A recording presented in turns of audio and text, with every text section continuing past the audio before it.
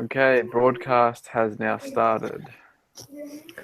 All right. Awesome. Okay. We're reading Frankenstein, and I love Frankenstein, so this makes me happy. Yeah, I want to read it. Like, it seems super good. Such a good book. In my literature class I took in high school, you had to like pick a novel, and it was like your book that you wrote an essay about every time, and Frankenstein was my book. It's Frankenstein and Pride and Prejudice for my two books. And this is like my favorite book ever. Cool. See that? Well, Really good. That's good. I'm glad that you guys love it. 10 out of 10. All right. What's our questions? Okay. All right. Oh, you go. You can ask questions. All right. What details are seen as horrible here, and why might they be seen as horrible? For instance, why might yellow eyes be seen as horrible? Yes, they are not normal, but what might yellow eyes suggest? Yeah, so you're just talking about like details about physical appearance. Talk about why each detail might be important. What associations might we have with that detail? So that's pretty much it. I all personally this one big question. About like the yellow eyes comment, like kind of reminded me of almost like death. Yeah. Mm-hmm. So like, because like the body, the skin and everything kind of goes a yellow color when there's no life form in it. Yeah. Yeah. Like a pale yellow. So when I thought of the yellow, I was like, that's what it reminded me. But I thought it was kind of like a. I don't fully understand the story, probably because as I said, I haven't slept because I did that 10-hour drive. But Yeah. and from what she said, it's like Frankenstein's actually the person; it's not the creature. Yeah. So the creature in the book. So there's Victor Frankenstein. So he's like the scientist, and he puts together this creature, and throughout the book it's known as the monster or the creature.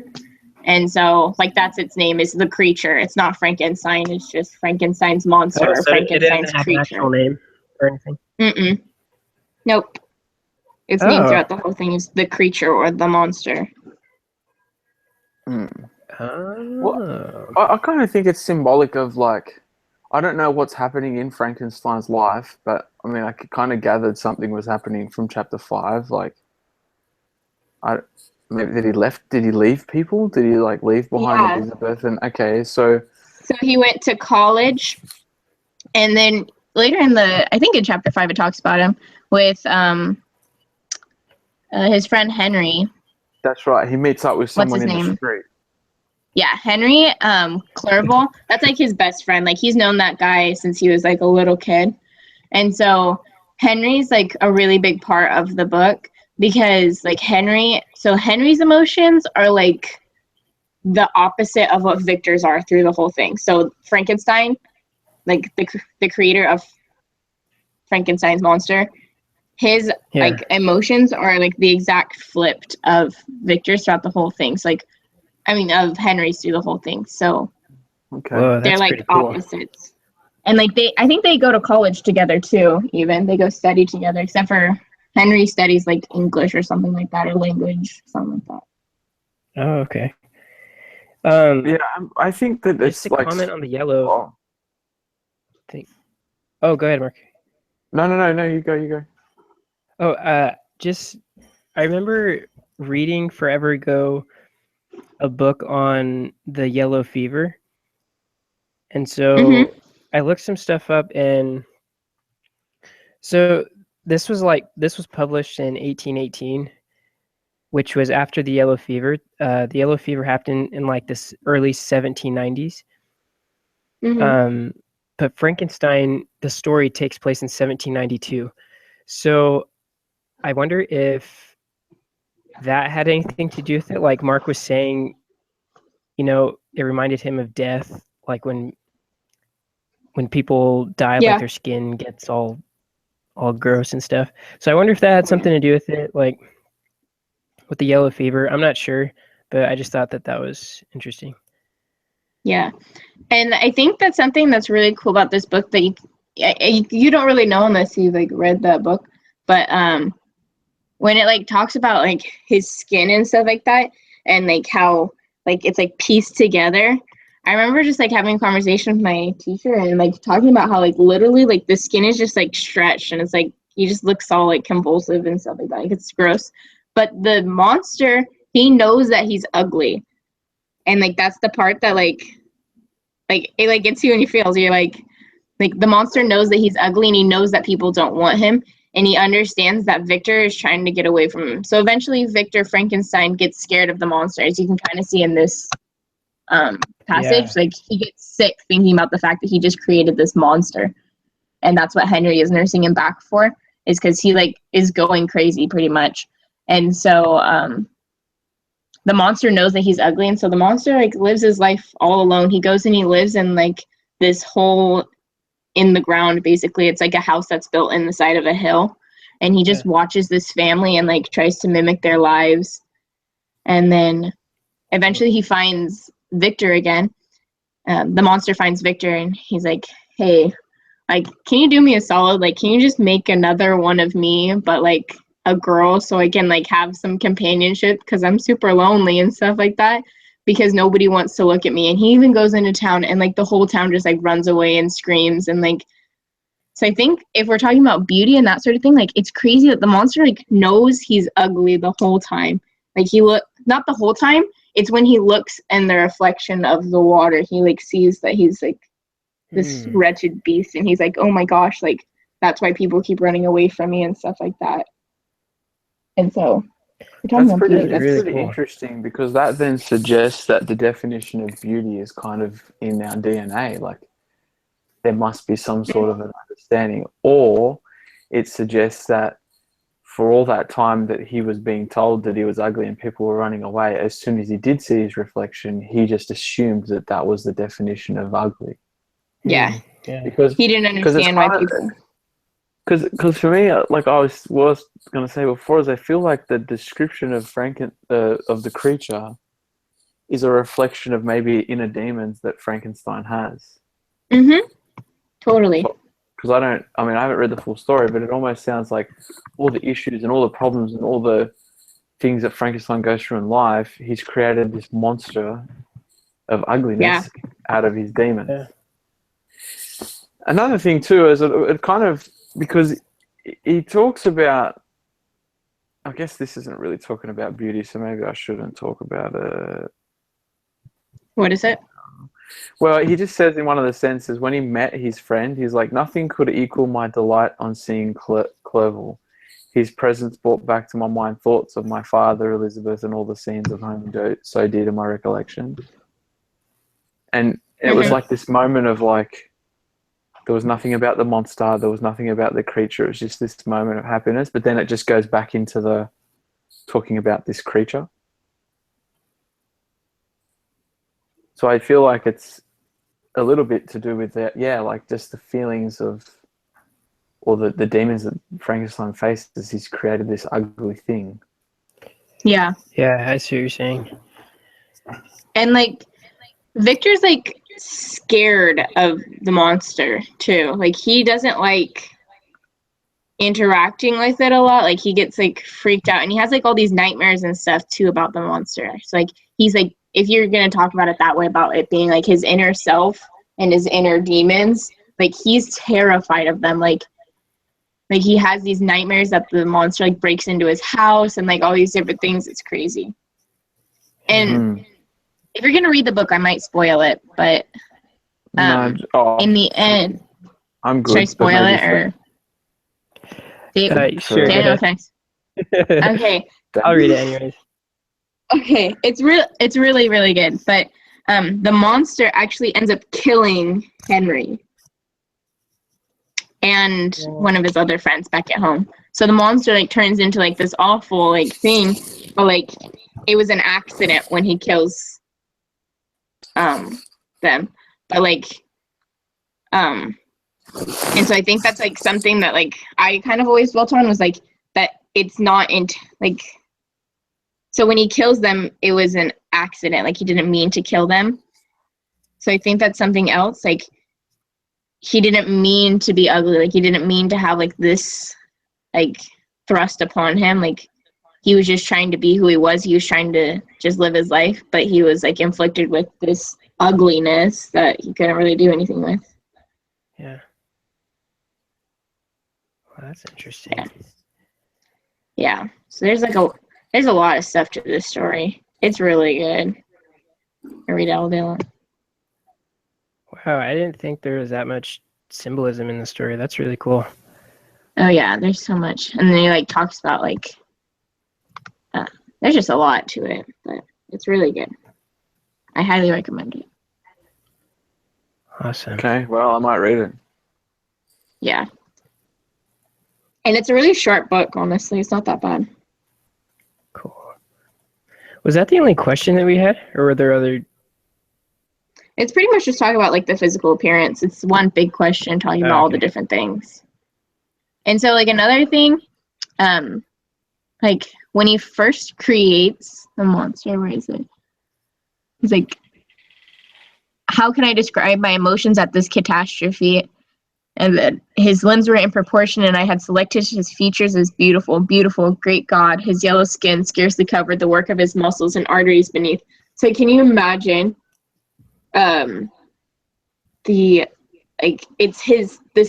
like so tall and like so big that the skin is pulled so tight over him. You can like see the blood pumping through him. You can see all of his arteries and like everything underneath.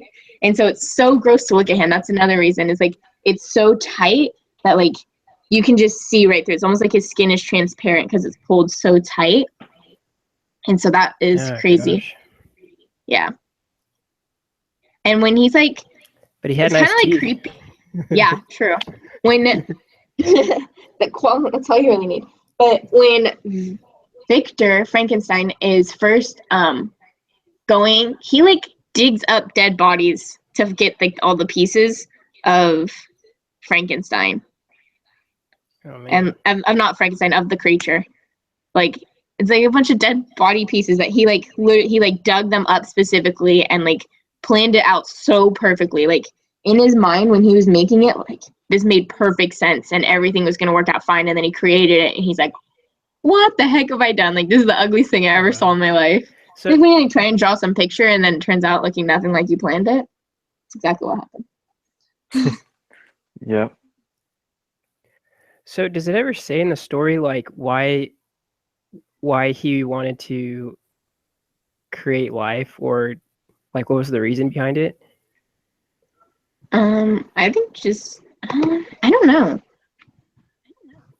Like, did he want to be like God or something, or was it because he was lonely?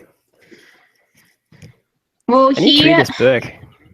He like moved away from his family and everything like that, and like his cousin. I think he just kind of did it because he wanted to like prove he could. And he was like super interested in like science and all that stuff. And when he was in school, his teacher, I can't even remember his name, but he had like this teacher, and like he would always like stay and talk to his teacher about like creating life out of like not alive things.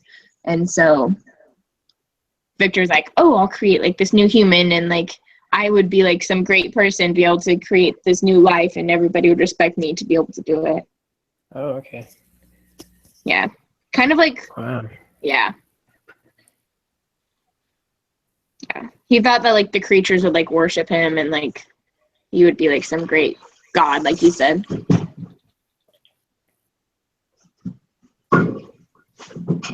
Holy cow. All right, sounds like a heavy story. Yeah. There's so many things to it. Because it goes in between.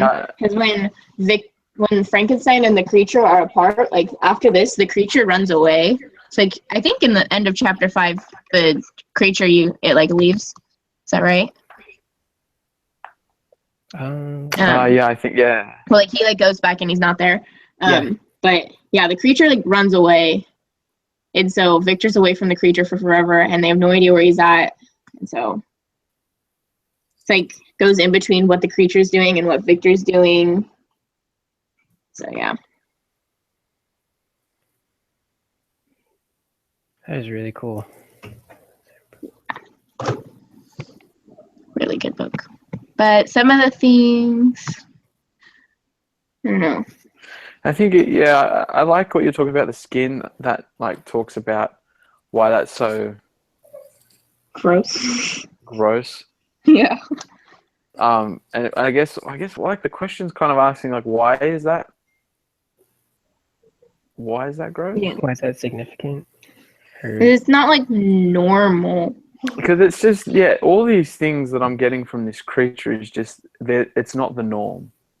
And I think for me, that's the thing that stands out about the definition of beauty. Like if we're thinking about beauty and everything, it's just their definition. It's the way that they look at things. So this creature was created. I mean, Right. if you look at today's society, bro, half the gym junkies' skin is like tight, and you can see their veins pulsing in their muscles. You know what I mean? Yeah. Yeah. Obviously not as bad. Yeah. But I just think it was their perception. Yeah. Yeah. And I think that it's interesting with the creature is that his body is made out of normal things. It's made out of normal human bodies. Like nothing's like these bodies aren't like ruined or anything like that. I'm like 97% sure that when Victor's looking for these bodies, he like makes sure every single like limb is perfect and doesn't have like Perfect, scars or like anything like that. Like they're good bodies, Yeah. It's like, what does it say in one of the quotes when he's like digging up the bodies in the grave? He's like, his profane fingers like ripped through these things. It's crazy. It's a good book. Sorry. Like nerding out right now, but it's a really good book, I promise. Yeah, I love it. It's fantastic. There's only one book I ever get excited about, and that's the scriptures. And even that's kind of a struggle because I hate reading. I just can't read. I just, I just Well, reading kills me. I don't think Frankenstein's gonna get me to a higher glory, but I mean, Nah, it will. I think you got it better than I don't read the scriptures that much. I'm not trying to sound like all spiritual or anything. It's just I read it because I have to. all good. Anyway, that's me letting out my weaknesses. But I don't think there was anything else in there that talked about like beauty, like about the description of the creature. Yeah. And like he has like black lips. How gross is that? Like when you die and like your lips don't have any color in them. Can you imagine just like straight black lips? Like gothic lips. So yeah. And they like don't have any like plumpness to them. Bruh. Yeah. Gothic lips. That's heavy. Really good. Oh, bruh. Yeah, it's just, I don't know, as I was looking through, there was a whole bunch of words, like he talks about how the hideous guest was not in his room, and, and that it's just, I don't know, if we're looking, what is it, the significance of that? Talk about why each detail is important. Well, I just think it's important because I guess the whole story is based around a monster. Yeah. And it can't be a monster if it doesn't have these ugly things about it. You know what I mean? People aren't going to be scared, or it's going to change the whole story and dynamic of it. Yeah. Yeah. So I just found one quote that's like really interesting. rip it. But it Bring says, "Oh, no mortal could support the horror of that countenance. A mummy again endued with animation could not be so hideous as that wretch. I had gazed upon him while unfinished. He was ugly then, but when those muscles and joints were rendered capable of motion, it became such a thing as Dante could not have conceived." And so I thought that was like really cool. Like once the monster like started moving around and like all that, like it's something that Dante couldn't have conceived. Have you guys seen heard of like Inferno? Oh, Dante's Inferno? Yeah. I've heard of it. Isn't that like where he goes through basically like traveling through hell? Hell? Yeah. Yeah. And talks about like the underworld and like the gates of hell and like passing through the river and like all these different things and like all the monsters and hideous beasts that you pass through when you go through hell. So like he's basically calling him like some hellish beast that like not even the author of the most hell-like book could have ever thought of. Like just like so insulting, like so straight up like rude. But So if you ever need a good insult, just read Frankenstein and you got it. You know what else I thought was really interesting in the second paragraph? So he's listing like the few redeemable qualities that Frankenstein or the creature has, and it's his hair, and his teeth, basically. But he says these luxuriances only formed a more horrid contrast with his watery eyes. So he's saying like these few really nice qualities about Frankenstein just highlights the even more like his imperfections, And I don't know, I can kind of see a parallel like today, if everything like in the media, if everything isn't perfect on like all these celebrities and stuff, like if there's one little imperfection or something like that. So like with Frankenstein, he qualities, like he had really nice hair and his nice teeth, but because of that, like it only highlighted more his imperfections. Yeah. So I thought that was really interesting. Like he had the potential to be like good looking, but then like everything else sucked except for that. Yeah. And I like what you said, like comparing that to like modern day. Like it's so true. Like you could have like you be like the most beautiful person in the world, and then like you have a weird nose, and like there's no going back. But like there's no going back. you gotta get some sort of surgery or something, get that fixed. But Nice. I like that description. Frankenstein's such a good book. Makes me want to read it again. I might actually read it. If you're stoking on it, I might have to give it a crack. Yeah, I want to read it now.